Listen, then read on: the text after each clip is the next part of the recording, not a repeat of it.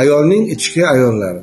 Qanday qilib ayol o'zini ichki ayollarini topib, o'z hayotidagi muvozanatni yaratsa bo'ladi. Bu video kimlar uchun? Demak, o'zini ichki muvozanatini topishga qiynalayotgan, qayerdadir ishim yaxshi ketyapti, qayerdadir qaysi bir uchimni bajaryapman, qandaydir vazifamni bajaryapman. Albatta hech kim nol bilan yashamaydi. Hayotimizda hammamizda qanaqadir o'zgarishlar bo'ladi. Lekin qayerdadir bo'shliqlar bor. Kimdir bo'shlig'i uni eri bilan munosabatida, kimdir bo'shlig'i uni o'zini ichki go'zalligi, o'zini samootsinkasi, o'zini haqiqiy o'sha jenskiy energiyasida deb o'ylaydi. Kimdir bolasi bilan muloqotda, kimdir boshqa munosabatda, kimdir biznesda, kimdir kasbda, har xil sohalarda o'zini qanaqadir bo'shliqlari bor. Men yashayapman, hamma qatori hayotim davom etyapti, lekin nimagadir o'zimdan qoniqmayapman. Qayerdadir nimadir menga yetishmayapti. Bu degani, demak o'sha ayolni tuzilishidagi qaysidir uni har bitta qismiga javob beradigan ichki qismlari, ichki ayollar bo'ladigan bo'lsa, bu degani sodda tilda qaysidir ichki ayollaringiz muvaffaqiyatli ketyapti, qaysidir ichki ayollaringiz o'z sohasida muvaffaqiyatsiz, unga nimadir yetishmayapti, qanaqadir resurs. Balki siz uni anglamayotgandirsiz. Agar anglasangiz, siz unga resursni bera olasiz. Bu o'sha ichingizdagi, demak, ayollik ichki olamida bir qancha ayollar birgalashib, kuchini to'plab, shu yagona ayolni oliy menini shakllantirib beradi, uni harakatga keltiradi va u hayotining hamma sohasida o'ziga qoniqadigan darajada yashay oladi. Bugun siz bilan nimalarni ko'rib chiqamiz? Mana shu ayolning ichki ayollari kimlar? Bu ayollar qanday nomlanadi? Bular umuman ayol ruhiyatiga, tabiatiga qayerdan keladi? Ular nimalarga javob beradi? Qaysi sohalarda ular chiqib o'zini ishini bajaradi? Va agar bu ayniqsa har bir o'sha ayolni ichki resurslari yetishmasa, ayolning hayotida nima sodir bo'ladi? Mana shular to'g'risida bugun biz siz bilan gaplashamiz. Ushbu videoni oxirigacha ko'rganlar uchun bonuslarimiz bor. Men kimman va nega meni bugun siz eshitishingiz kerak? Birinchi o'rinda yaxshi odamman va kasb bo'yicha gapiradigan bo'lsak, psixologiya sohasida ilmiy 20 yildan oshiq ilmiy amaliy tajribaga egaman. Va ilmiy unvonlarim bor, darajalarim bor va hokazo. Va shu psixosfera, demak, o'quv markazining asoschisiman. Undan tashqari O'zbekiston psixologlar ilmiy amaliy jamiyatining a'zosiman. Undan tashqari Rossiya Federatsiyasi kognitiv behavioral psixoterapiya assotsiatsiyasi a'zosiman. Ko'plab loyihalarda butun men aytishim mumkin, shu asosiy ilmiy umrim, psixolog sifatidagi umrim shu ayollar himoyasiga bag'ishlangan. Ko'plab zo'ravonlik, stress, depressiya, inqirozlar, turli xil muammolarga uchragan ayollarga psixologik yordam berish, psixologik reabilitatsiya strategiyalarini ishlab chiqish, ularni qo'llab-quvvatlash bilan bog'liq turli xil xalqaro va milliy loyihalarni realizatsiya qilishda ishtirok etish natijasida bizda o'ziga xos bir ekologik zarar yetkazmasdan bosqichma-bosqich va eng asosiysi ilmiy, demak, asoslangan yondashuv shakllangan. Undan tashqari, nega siz meni tinglashingiz kerak bugun?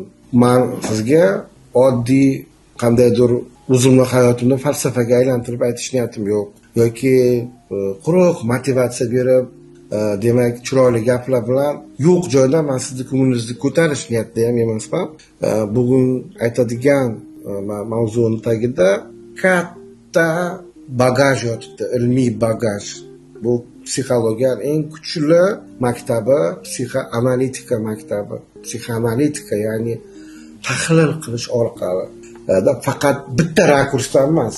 Siz bitta rakursdan qaraydigan bo'lsangiz, nafaqat siz o'zingizni ayollik obrazingiz, har qanday obraz, siz bitta rakurs, bu siz tafakkur tuzog'iga tushib qolasiz. Sizda konkretni, adekvatni, demak, tasavvur shakllanmaydi. Psixoanalitika maktabi sizga shu mavzuga har xil rakursdan qarashga yordam beradi. Har xil rakursdan. Natijada mana shu, agar bugungi mavzumiz misolda oladigan bo'lsak, mana shu ayol o'zini ichki ayolligiga chuqur sayohat qilib, ko'rib, o'zini muvozanatini o'ziga xos yaratsa bo'ladi. Shunda men sizga aytib bera olaman, tushuntirib bera olaman va ilmiy asosda bera olaman. Bu borada demak biz ham amaliy ko'p ishlar qilamiz. Mingdan oshiq o'quvchilar, juda ham ko'plab mijozlar demak konsultatsiyadan, reabilitatsiyadan o'tib o'zini tiklagan, o'zini hayotini demak muvozanatga keltira olgan, o'zidan qoniqa olgan va mana shu tajribalarni analiz qilib, demak ekologik tarzda siz bilan demak mana shu mavzuni o'tsak, insonlar bilsin da mani umumiy baxtim da ichimdagi o'sha o'zimni arxetiplarim, ayollik qismlarimni anglash bilan bog'liq. Yana hazil bo'lsa ham nima uchun meni tinglashlaringiz kerak? Men bu yerda chiroyli kiyinib olib, taqinchoqlar taqib olib tushunadigan ayol emasman. Sizlarga tushuntirib ko'plar o'zini hayotini eksport qilmoqchi bo'ladi va tinglovchilar voy shu ayolga o'xshashim kerak ekan deb harakat qiladi. Siz aslida hech kimga o'xshamaysiz, siz o'zingizga o'xshaysiz baribir. Siz o'zingiz normalniy insonsiz, faqat topolmayapsiz o'zingizni. Nimagadir boshqaga qarab, shunga qarab o'zimni topishim kerak degan tasavvur demak shakllanadi. Aslida bu yo'q narsa, shuning uchun sizda yana davom etadi depressiya, tushkunlik va hokazo hokazo. Da erkak kishi bo'lsam ham, men bu masalaga neytral qarab, neytral ilm nuqtai nazaridan qarab va butun o'sha sinalgan tajribalarni sintez qilgan holda mana shu mavzuni bugun biz siz bilan gaplashamiz. Ushbu mavzuni biz siz bilan gaplashar ekanmiz, bitta ikkita demak xatoli tushunchalarni ko'rib chiqishimiz kerak o'rtoqlar. Birinchi xato tushuncha demak hozir endi hamma joyda bu gap bor da psixolog bilan ishlab yoki psixologiyani o'rganib egoistik bo'lib ketish. Ya'ni faqat o'zimni rivojlantiraman, atrofdagilarga qarab qo'ymayman, bu ish meniki emas, bu ish meniki emas. Men faqat o'zim to'g'rimni o'ylashim kerak. Aslo yo'q, bu xato demak biz tushunishimiz kerak. Aynan bizning kursimiz mana shu xatoni bartaraf etishga yo'naltirilgan, chunki siz faqat bitta qismingiz emas, boshqa qismlaringiz ham bor. Va shu qismlar o'rtasidagi koordinatsiya qanday qilib sixni ham kabobni ham kuydirmasdan siz ham o'zingizni rivojlantirish, ham o'zingizni shaxsiy farovonligingizda, lekin pri этом sizni shaxsiy farovonligingiz sizni atrofingizdagi sizni mehringizga, g'amxo'rligingizga, sizni muloqotingizga muhtoj bo'lgan insonlarni aslo demak sizni prioritetingizdan chiqarib qo'ymasligi kerak. Demak, birinchi o'rinda bu mana shu xatoga bizning kursimiz yo'nalmagan. Men yana bir bor aytaman, biza ilmiy demak o'sha asoslangan tarzda ishlaymiz. Bu birinchisi. Ikkinchi xato ko'pchilikda, asosan bizni mana shu o'zimiz yigitlar, timsoshlarimizda qo'llab-quvvatlamaydi. Ayolini, singlisi, boshqani yo'q, bu oxir oqibat ajrimga olib keladi degan. Aslida yo'q. To'g'ri, men ayta olmayman. Bugungi kunda o'sha Instagram ijtimoiy tarmoqlarda ajralayotgan ayol obrazini ideallashtirayotgan roliklar yo'q emas, bor. Haqiqatdan afsuski bor. Lekin bizning kursda bu narsa xato sifatida ko'riladi, faqat bizning umuman amaliyotimizda, psixosferada, chunki demak o'sha ayollar ajralib bir narsaga erishish degani u noto'g'ri. Umuman ajrim bu individual holat. Uni umumiy qilib hech qancha aytib bo'lmaydi. Lekin kurs mana shu bugungi bizani darsimizda siz tushunib yetasiz. Ajralib ketishga naborot sabab bo'layotgan shu yerda ayolni ichki qaysidir ayollarida demak ko'nikmasizlik, qobiliyatsizlik, resurslarni anglamaslik bor va o'sha aynan o'sha oila, endi bu ajrim bu oilaga javob beradigan o'sha qism ichki ayol bilan individual baxtga javob beradigan faqat ayollikni tan olaman, ijtimoiylikni, rollarni tan olmayman degan ichki qismi ham bor ayol. Mana shu ikkalasining o'rtasida koordinatsiya uzilganligi uchun bu naborot ajrimga olib kelish holatlari bor.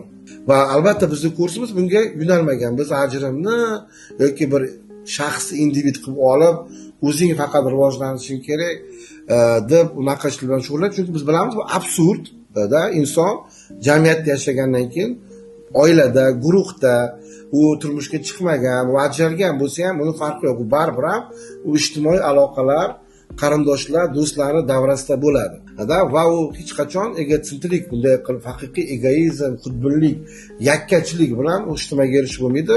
Bu xato, bizning kursimiz bunga yo'nalmagan. Bizning kursimiz naborot mana shu, demak 4 ta o'sha 5 ta qancha bo'lsa ham ichki ayollarni tanisin va o'tirgan paytda o'zi anglasin. To'xta, mana bu yerda mana bir qismim qobiliyatsizlik bo'lyapti. Men shu bilan ishlashim kerak, shuni anglashim kerak. Mana bu yerda mana bu qismim oshib ketib qolyapti, meni boshqarishni boshlayapti. Nega? Buni sabablarini o'rganib. Biz xohlaymiz mana shunaqa tafakkur shakllanishini. Xo'p, yana bir xato ko'p ayollarda, men rivojlanganimdan foyda yo'q. Demak, turmush o'rtog'im rivojlanmasa, bu shunchaki bu vaqt ketkazish bo'ladi. Endi ilm olishda, rivojlanishda hech qachon inson demak vaqt ketkazish bo'lmaydi. Bu hammasi albatta insonlarga samara beradi, lekin faraz qiling bir demak o'sha daraxt o'sganda ham har bir o'sha daraxt yonidagi daraxtdan energiya oladi. To'g'rimi? Tomirlarga birlashib, unga berilgan suv bu yoqqacha yetib keladi. Bu endi tabiat qonuni. Bizda o'sha ruhiyat olamida ham shunaqa narsa bor. Albatta biz bu ayollar tushunamiz. Endi bizda mentalitet, hamma erkak ichki xohlasa ham tashqi tarafdan shuni xohlayman, rivojlanaman demaydi. Ba'zi bular harakat qiladi, ichki tomondan rivojlanib boshqa, lekin bu muammoni yo'q deb ayta olmaymiz. Bu yerda o'sha ayol sekin o'sha rivojlansa, u biladi. Ayolni chunki tarkibida shunaqa ayollar ham bor, haqiqiy erkakni identifikatsiya qiladigan erkagona o'sha erkakni demak kommunikatsiya qiladigan qismi ham bor-da. Bu unga albatta yordam beradi. Mana shu o'zini o'sha strukturasini ichki ayollarni anglasa, uni ichki ayollarning orasida konkretna erkakcha ayol ham bor. Bu endi fanda isbotlangan. Sodda qilib shunaqa nomlayapmiz. U erkakni tezroq identifikatsiya qiladi, erkakni tezroq anglaydi. Va qolaversa, har doim bizda endi biz insonmiz, har doim bizda ishonch munosabatlarimizda ishonch degan, kutish degan kreditlarimiz bor-da. Bu shunaqa nomladik, sodda qilib. Va u albatta rivojlansa, u ichki ayollarini kontrolировать qilib uni anglagan paytda uni baribir har qanday vaqtda ham uni erkagi, eri, turmush o'rtog'i tushunadi. Kursda o'rganadi, sekin-sekin qanday qilib mana shuga yaqinlashsam bo'ladi. Yana bizda xatoli fikrlar yoki shunaqa yondashuvlarimiz bor. İnsanlar o'zini pulini ayaydi. Voy deydi, shu pulga shukur sotib olamanmi? Shu pulga yoki shuni eshitishim shartmi? Har xil. Endi bu yerda demak inson o'ziga vlojet qilyapti. Bu shaxsiy kapital. Siz qaysidir kapitallarga kiritasiz, bu shaxsiy kapital. Bu aslida pul, bu ramziy ma'nodagi pul. Sizni rivojlanishingizni bahosi yo'q. Bu bebaho narsa hisoblanadi. Shuning uchun bu pullar ertaga battar ko'payib ketishi mumkin. U kasal bo'lsa, boshqa bo'lsa, jamiyatda ko'ryapmiz. Kasalliklar, ajrimlar, inqirozlar, munosabatlar buzilishi hammasi keyinchalik baribir ham uni yechimiga undan ham katta xarajat qilishga to'g'ri keladi. Demak, kursimiz 4 ta moduldan iborat. Nega 4 ta moduldan iborat? Chunki ayolni 4 ta ichki ayol to'g'risida kurs davomida gaplashiladi. Bu birinchisi ayolni ichki jodugar obrazi, ayoli arxetipi deymiz. Ikkinchisi ayolni ichki geysha, ya'ni nozanin, ma'shuqa qismi o'zini jufti uchun. Uchinchisi ayolni amazonka qismi, hozir to'g'risida gaplashamiz. To'rtinchisi ayolni ona qirolicha deymiz, chunki ona va qirolicha so'zlari psixoanalitik nazariyada birga yuradi. Demak, mana shu 4 ta obraz, jodugar, geysha, amazonka va ona qirolicha, 4 ta ichki ayolga mo'ljallangan 4 ta modul bo'ladi. Har bitta modulda nima ko'rib chiqiladi-da? Masalan, birinchisi ayolni ichki jodugari.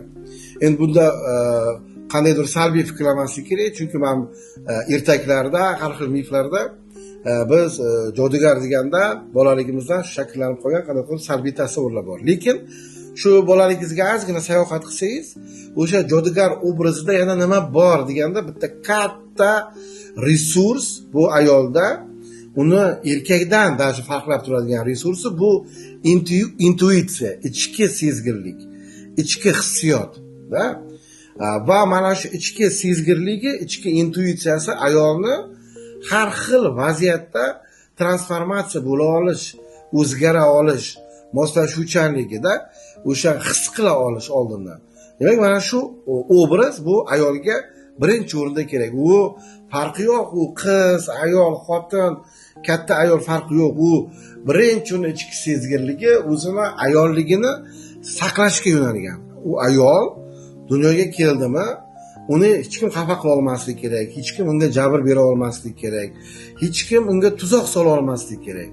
Va ayol o'zini o'sha ichki intuitsiyasi bilan birinchi o'zini saqlaydi, juftini saqlaydi, erini, oilasini, farzandlarini, o'zini qavmini saqlaydi. Siz kinolar ko'ring, demak, asarlar o'qing, butun hamma miflar, kino va butun o'sha siz ayol to'g'risida o'qigan hamma materialni kovlaydigan bo'lsangiz, shu yerda ayol o'zini intuitsiyasini ishga solganda va ko'proq mana shu stabilniy munosabat, barqaror munosabat endi ko'proq bu ayoldan bog'liq bo'ladi. Endi bu yerda bitta narsa, bunda ayollar xafa bo'lmasligi kerak.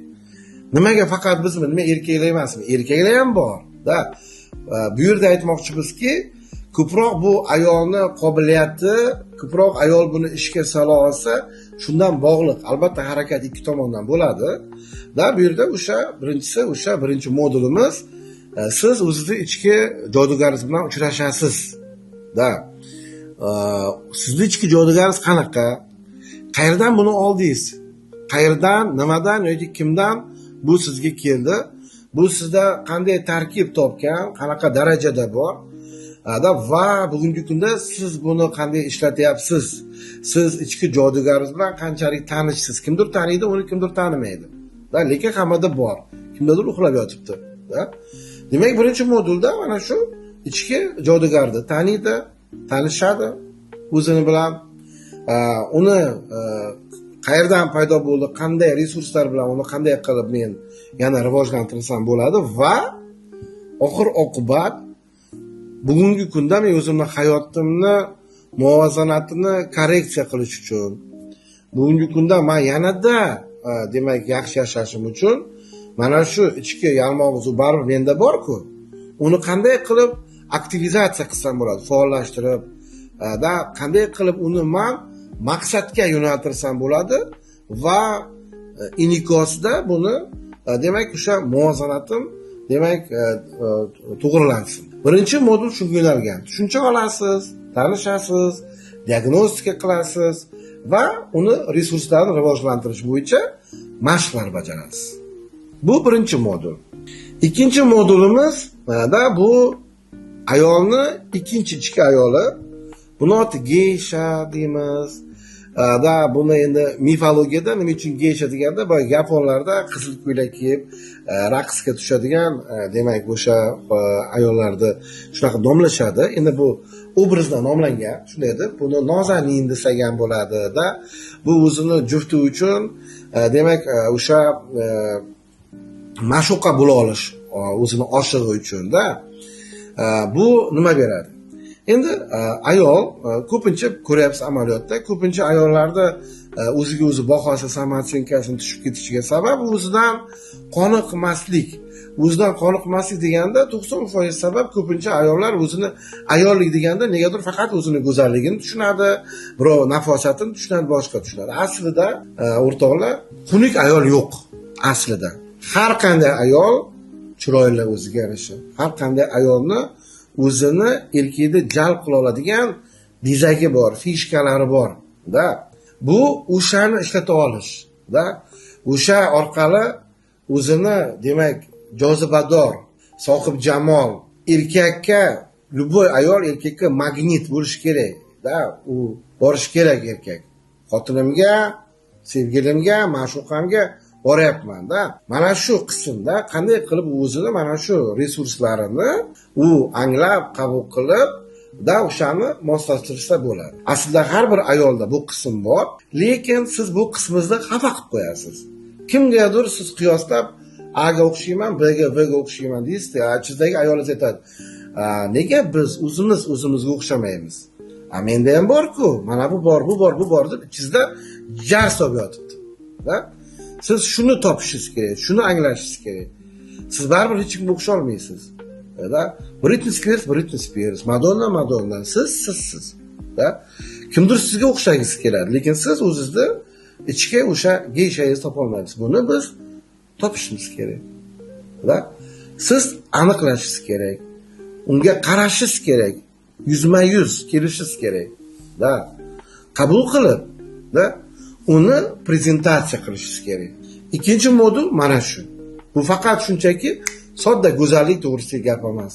Bu aniqlangan, identifikatsiya qilingan, konkretma o'sha erkak ko'zi bilan qaraganda buni o'sha o'zini привлекательный bo'lishi, o'sha jozibadorligi qandayligini ko'rasiz. Siz bu modulni o'tayotganda o'zingizni jozibadorligingizni ko'rasiz va siz o'zingiz havas qilgan, ko'rgan boshqa ayollardan ham jozibali ekanligingizni anglashingiz kerak.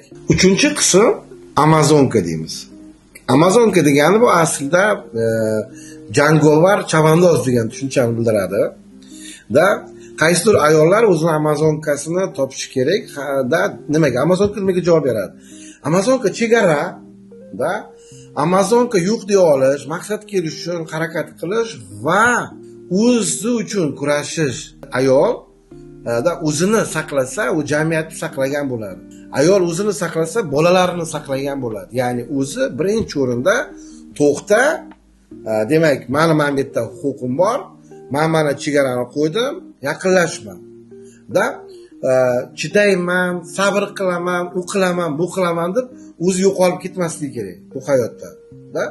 Kerakli paytda Amazonka uyg'onish kerak, qilichni olish kerak, otga minish kerak, jangga deb kirish kerak va o'z hayoti uchun kurashish kerak. Mana shu qobiliyatni ishga solish. Ayol degani qo'y degani emas. Hamma shunday qiladi. Ayol chidamli bo'lish kerak. U chidamlilik boshqa, uni boshqa fazilatlari. U farzandiga katta qilishga chidaydi. Rollarni bajarayotganda chidaydi. Lekin kimnidir bir ahmoqona, sovuq bir qo'pol, tazyiq, zo'ravonligiga chidash emas. Bu boshqa narsa. Va ayol bilish kerak. Qani meni Amazonkam qo'ldan nima keladi? Hozir jang maydoniga kira oladimi? Kirsa nima qila oladi? U resurslar qani, uni qanday rivojlantiramiz? Shu to'g'risida gaplashamiz. Va o'zini himoya mexanizmlarini faollashtira olish kerak. Xavf kelganda ayolman deb o'tirmaydi. Xavf kelganda xavfga qarshi chiqib o'zini himoya qiladi. Bu Amazonka. Va bizda nima qoldi? G'amxo'rlik qoldi, mehr qoldi, qo'llab-quvvatlash qoldi, farzandini demak qabul qilish, sevish, tug'ishga qiziqish, o'zini reproduktiv demak funksiyalarini ishlatishdan demak bahramand bo'lish, va albatta bu 4-chi modulimiz ona qirolicha moduli. Bu ayolning qismi ona bo'lishga qiziqadi va qirolicha bo'lishga qiziqadi. Va bu o'zini mana shu tug'ish bilan, farzandni dunyoga keltirish bilan va tug'ish, farzand dunyoga keltirish uchun u qaysidir erkak bilan er-xotin munosabatiga kirish kerak. Mana shu munosabatga kirishganda va bu yerda qirolicha bo'lish. Nima degani qirolicha? Bu er-xotinni chiroyli, samarali munosabati, konfliktsiz hayot. Aslida konflikt bo'lmasligi kerak. Qirolicha bor joyda qirol bor. Nimani ustidan talashadi? Qirolichani o'zini taxti bor, qirolning o'zini taxti bor. Bir-biriga suv va havodek zarur. Aslida to'g'rimi? O'shaning uchun bu obrazni oxirida mana shu 4-chi modul yakunlab beradi. mana shu o'zingni har bir ichki ayolingni integratsiya qilib, bu ijtimoiylikka, oliy ijtimoiy hayotga qiziqish va ona bo'lish, o'sha bir demak oilani chiroyli bekasi bo'lish demak rolini o'zlashtirishdagi xatoliklar, minuslar va plyuslar, resurslar qayerda, qanday qilib men tuqqan bolamdan qoniqishim kerak. Qanday bo'lsa ham, bugun ko'p onalarimiz bor, konsultatsiyaga keladi. Nega shikoyat bilan keladi? U o'zini tuqqan farzanddan qoniqmaydi. Uni individualligidan qoniqmaydi. Uni noyobligidan, o'ziga xosligidan qoniqmaydi. Va bu 4-modul shuni qabul qilish, shuni o'zlashtirish va yana qo'shimcha qanaqadir bilim ko'nikma kerak bo'lsa, bularni olishga yo'naltirilgan. Va ko'rib turibsizki, ayol agar o'zini ichki olamiga sayohat qilib, har bir ichki ayollarni topsa, ular bilan kontakt qilsa, ularni inkor etmasa, ularni upakovka qilib qo'ymasa, ular bilan kontakt qilib, ularni plyus minusini ko'rib, va uni integratsiya, sintez qilib, o'zini hayotini yuritishga harakat qilsa, mana bu klassik muvozanat bo'ladi o'rtoqlar. Bu muvozanat degani quruq borib chiroyli bo'lsa muvozanat bo'laman, yoki biznes qilsam muvozanat bo'laman, yoki yana bir narsa qilsam emas. Siz o'zingizni, siz insonsiz, siz individual shaxssiz. Sizni olamingiz, dunyoyingiz bu oddiy narsa emas. Buni siz bu murakkab olamiz bor va bu murakkab olamda siz o'zingizni ichki ayollaringizni birlashtirib oliy ayol yaratasiz. Va mana shu sizni yaratuvchanligingiz, o'z ustida ishlay olishingiz sizni muvozanatingiz bo'ladi. Kursimiz qanday kechadi? Kursni biz endi hammani dostupi bo'lish uchun onlayn tarzda o'tkazamiz. Живой onlayn tarzda, demak Zoom platformasida oldindan xabar beriladi. Zoom platformasida uchrashamiz. Imkoni borlar bevosita Zoomda o'sha paytda onlayn rejimda biz bilan bevosita kontaktda o'rganishi mumkin. Endi kimdir ishi bo'lsa yoki bir qandaydir vazifalar bo'lsa, kira olmay qolsa, kirsa ham kirmasa ham farqi yo'q. Har bitta Zoomdan keyin zapis bo'ladi va yopiq guruhga zapis tashlab beriladi. Siz uni qaytadan ko'rish imkoniyatingiz bor. Kimdir kira olmasa, uni o'zlashtirish imkoniyati bo'ladi.